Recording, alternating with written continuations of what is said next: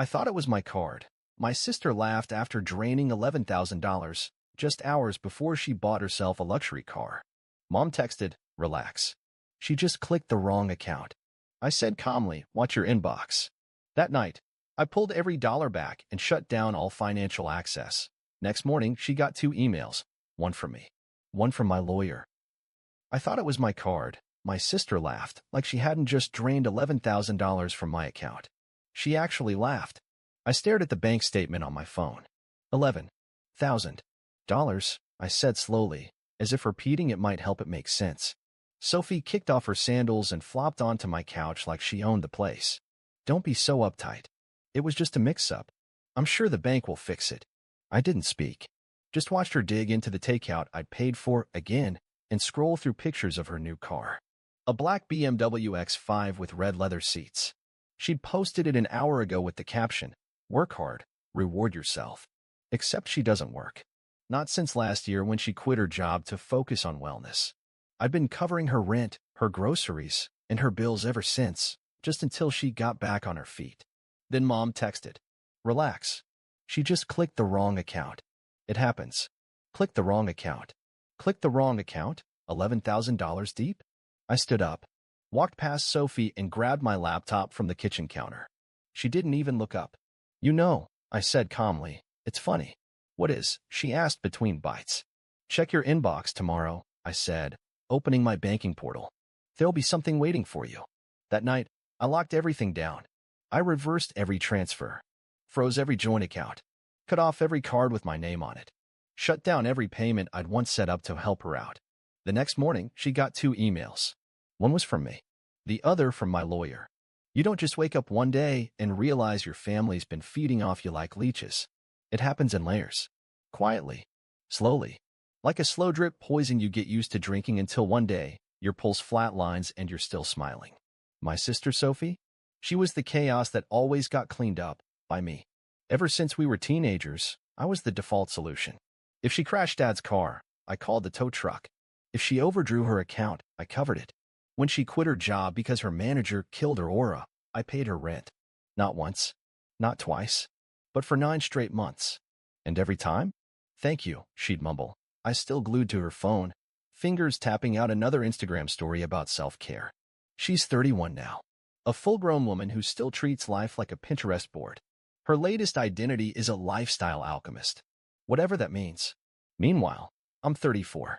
Finance consultant.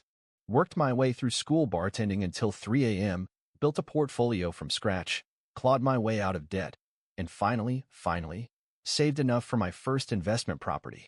A 1-bedroom downtown fixer-upper. My retirement plan. Guess who asked if she could stay there for a few months while she figures things out? Spoiler, she didn't even ask. Mom did. Over brunch. "You've always been so stable," she said sweetly, buttering her toast like she wasn't about to guilt-trip me into homelessness. "Sophie just needs time to reset. She's been through so much." "Reset from what?" I asked. "She hasn't worked in 15 months. "Exactly," Mom said, as if I'd proven her point. So I let Sophie move in. Temporarily. Just 30 days. She stayed 11 months. In those 11 months, she held exactly one job, dog walker, for 3 days. She maxed out my internet streaming on woo-woo meditation workshops. She killed my Monstera plant with moon water. And she ran up $743 in Amazon charges using my Echo without permission. "Oops," she said when I showed her the invoice. I thought it was still connected to my card. Always that same line. "I thought it was my card. I thought it was your spare room. I thought it was okay." And I kept letting it slide. Because deep down, I thought maybe this time she'd be grateful. Maybe this time Mom would finally acknowledge that I was the one holding this dysfunctional circus together. But no. Every time I raised a concern, Mom would respond with that smile, "You know the one. That you're being difficult," smile. "Don't be dramatic. You're just tired from work. Your sister needs support right now." Funny how support always looked like me bleeding money while she burned sage and slept till noon. Then came the insurance incident. One night Sophie burst into the kitchen, barefoot, waving a notice like it was confetti. Guess what? My health insurance lapsed. I paused mid-dish. And this is exciting. Why? Because I remembered, I'm still listed on your policy from when we were both on Mom's. "No," I said. "You're not. But I tried the number, and they said your name came up. Isn't that great?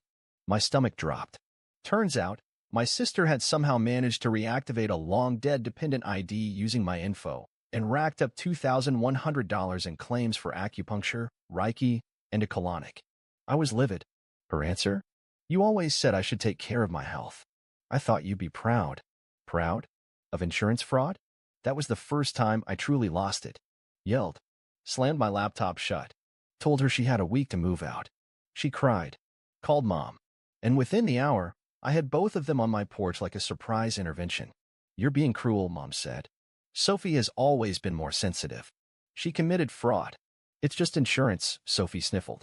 I was hurting. Emotionally. The worst part? Mom nodded, like that explained everything. I almost expected her to hand me a tissue and say, apologize to your sister. Instead, she looked me in the eye and said, you're becoming very cold, you know that? You weren't like this before. Before? Before what?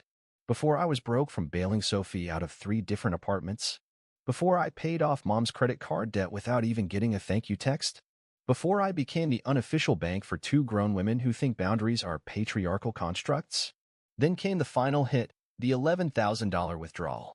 The money I'd spent years saving. Gone in hours. That account wasn't even visible on the banking app unless you manually added it. And she did. She added it. Transferred $11,000 into her own checking. Bought a car. A luxury car. And when I confronted her, sitting right there in my kitchen, sipping on the $8 kombucha I bought, she just laughed. Oh, that, she said, like I was asking about laundry. I thought it was my card. Then Mom chimed in, because of course she did. Relax. She just clicked the wrong account. Clicked the wrong account? $11,000? Just a casual click? That's when something inside me broke. Not the usual frustration. Not even anger. Something colder. I looked them both in the eyes and said, very calmly, watch your inbox. That was the moment I stopped being their safety net and started being their reckoning. Contrary to what people think, revenge doesn't always come with fireworks and screaming matches. Sometimes it arrives in silence, cold, calculated, with a timestamp on an email and a lawyer's name in the CC line. But let's rewind. The night after the theft, I didn't sleep. Not because I was broken, because I was building. At exactly 2:12 a.m., I finished compiling the document, a 12-page PDF with every single financial transaction Sophie had ever made using my accounts. Each Venmo, each Zelle, each Apple Pay ping, even the Sephora charges she once insisted were a gift for Mom.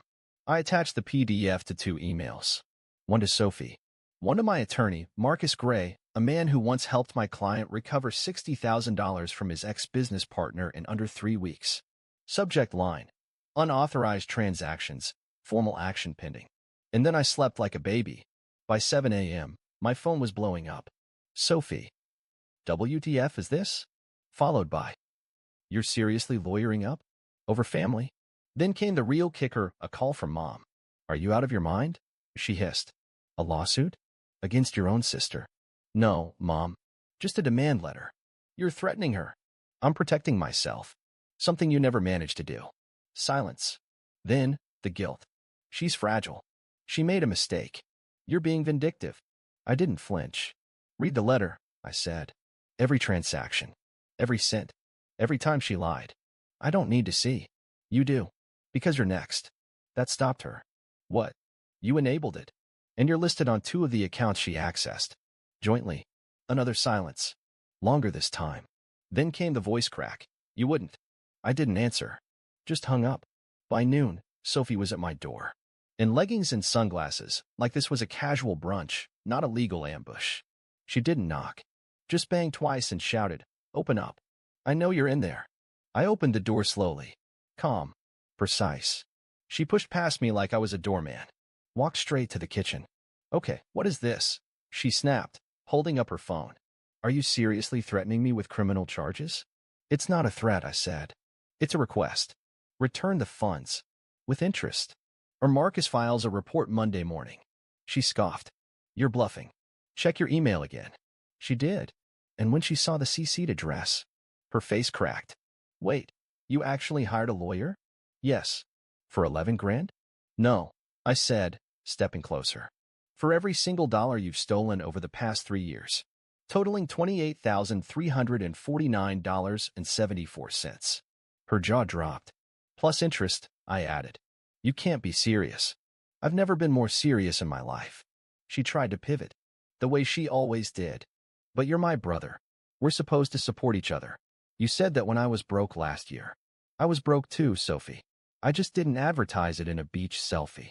Tears welled in her eyes. I didn't buy them. Oh my God, she said, trying to play victim.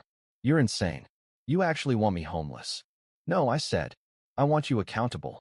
That's when she exploded. You're jealous, she shouted. You always have been. Of how Mom loves me more, of how I'm free, of how I don't need to hide behind some boring job in a condo like a freaking coward. I almost laughed. Free. I repeated. You're not free. You're funded. You're a con artist in Lululemons. She slapped the counter. I'll tell Mom you're trying to ruin my life. Do it, I said, reaching into a folder on the table and handing her a printed copy of the report. Send her the receipts. She stared at the paper. All those numbers. All those dates. All those digital fingerprints. You're sick, she whispered. No, I said. I'm done. And then came the best part. I pulled out a second envelope. Sealed. Addressed to Sophie Langston. What's this? She sneered. I smiled. From the bank, I said. It's a notice of account removal. You're no longer linked to any of my finances. No joint access. No emergency contacts. Nothing. Her hands trembled. You cut me off. I unhooked the parasite. She stormed out. And I thought that was it. But I was wrong. At 5 p.m., I got another call, not from Mom. From my Aunt Linda. Hey, sweetie, she said gently. I just wanted to say, good for you. That stopped me. You heard? Of course. Your mom's been calling everyone, spinning her little version. But I read the report. She sent it to Uncle Ray, by accident. My jaw dropped. I've got half the family texting me now, she continued. Most of us are on your side. We've all seen how Sophie behaves. Heck, she owes me $600 from that wellness pyramid scheme she dragged us into last year. I almost laughed. Linda cleared her throat. Just wanted to let you know, you're not crazy. And you're not alone. For the first time in a long, long time. I believe that.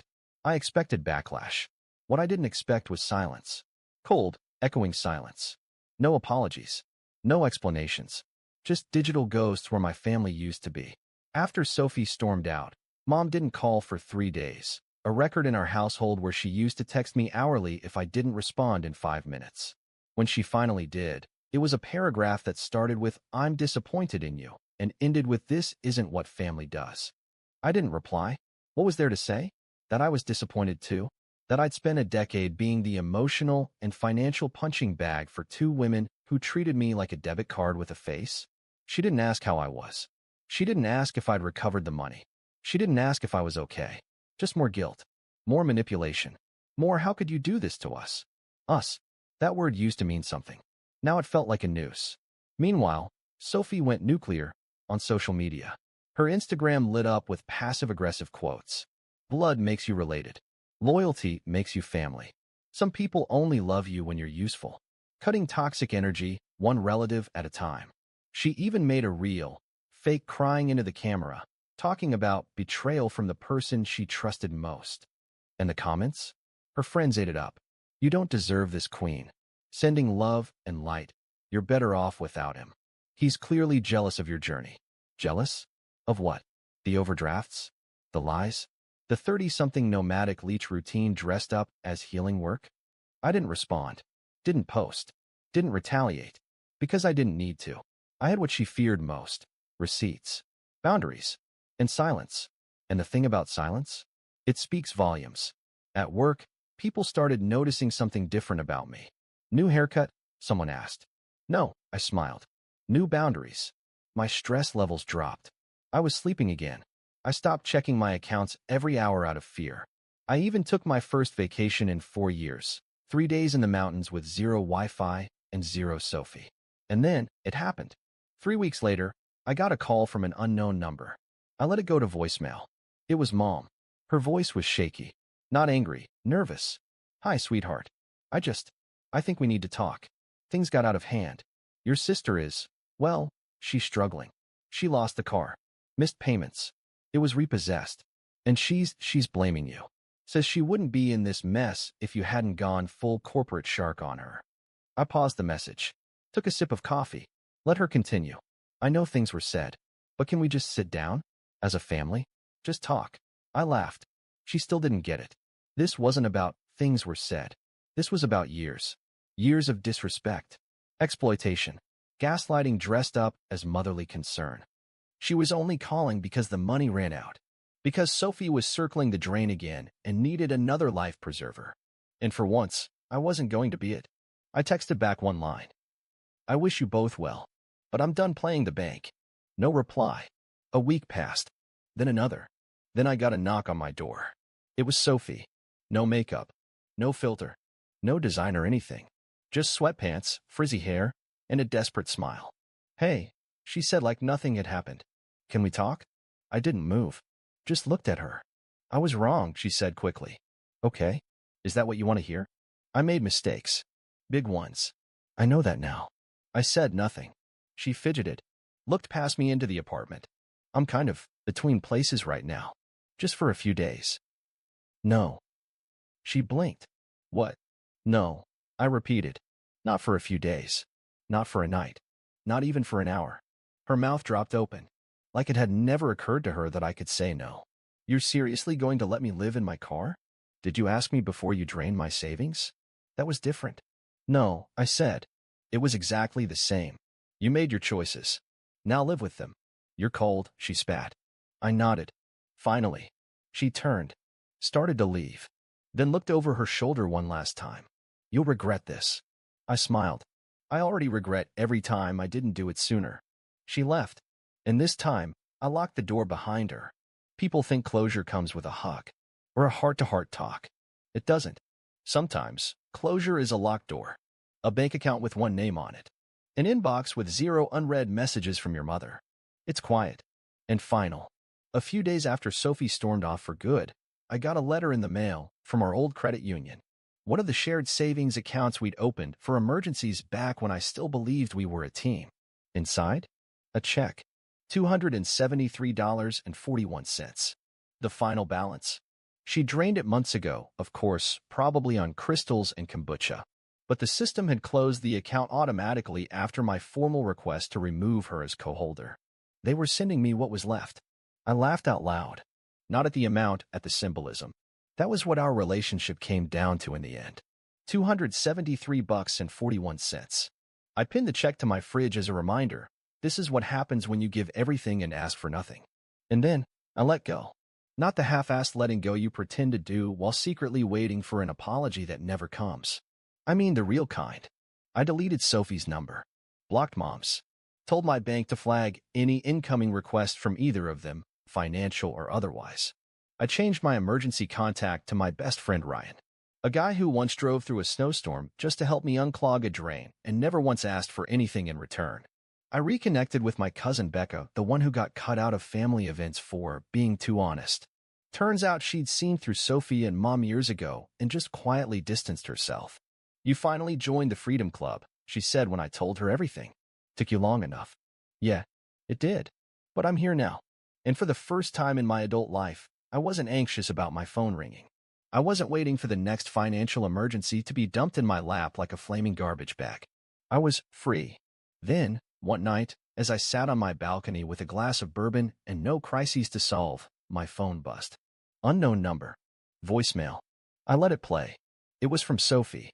Her voice was soft, uncharacteristically raw. I know you probably won't even listen to this, but I wanted to say I get it now. I get what I did, what I took.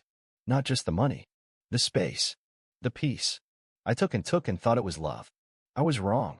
She paused. I'm not asking for anything. I just wanted to say that. Goodbye. I sat in silence for a while, then deleted the message. Not because I was angry, but because I didn't need it anymore.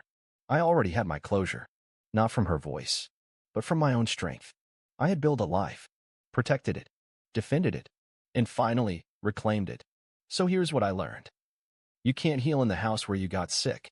You can't grow in the shadow of people who only remember the version of you they could control. And you can't build a future if you're constantly paying for someone else's past. I'm not the villain in their story anymore, because I'm no longer in their story at all. And you know what? That's the happiest ending I've ever had.